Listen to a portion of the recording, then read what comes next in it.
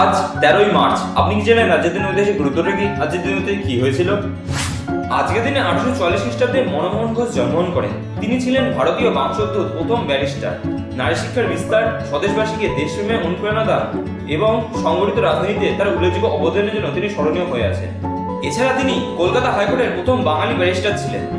এছাড়া আজকের দিনে 1781 খ্রিস্টাব্দে স্যার উইলিয়াম হার্সেল ইউরেনাস গ্রহটি আবিষ্কার করেছিলেন। এছাড়া আজকের দিনে 1799 খ্রিস্টাব্দে মেদিনীপুরে চোয়াল বিদ্রোহ শুরু হয় গোবর্ধন দিকপতির নেতৃত্বে। এছাড়া আজকের দিনে 1922 খ্রিস্টাব্দে আনন্দবাজার পত্রিকা প্রকাশিত হয়েছিল দোলযাত্রার দিনে। এর প্রথম মূল্য ছিল মাত্র 2 পয়সা। এছাড়া আজকের দিনে 1733 খ্রিস্টাব্দে জোসেফ প্রিস্টলে জন্মগ্রহণ করেন। তিনি ছিলেন একজন বিখ্যাত রসায়নবিদ। তিনি 1774 খ্রিস্টাব্দে অক্সিজেন গ্যাস আবিষ্কার করেন এবং 1791 খ্রিস্টাব্দে কার্বন মনোঅক্সাইড গ্যাস আবিষ্কার করেন। এছাড়া তিনি বাতাসের মোট 10টি বিভিন্ন আলাদা আলাদা গ্যাসের অস্তিত্ব প্রমাণ করেন। ভিডিওটা কেমন লাগলো সেটা কমেন্ট বক্সে কমেন্ট করে জানান। ভিডিওটা যদি ভালো লেগে থাকে তাহলে একটা লাইক করে দেবেন।